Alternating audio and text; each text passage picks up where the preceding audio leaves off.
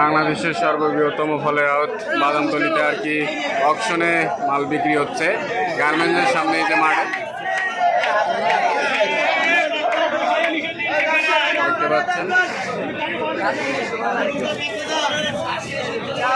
বেচাইয়া shine ভাই royal গালা এই যে বিক্রি করতেছেন, সাউথ আফ্রিকান রয়্যাল গালা।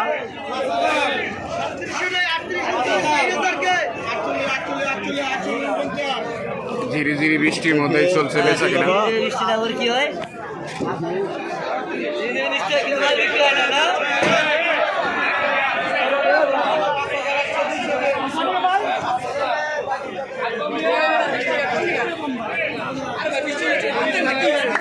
এটা কিন্তু বাংলাদেশের সর্ববৃহত্তম ফলের আড়ত।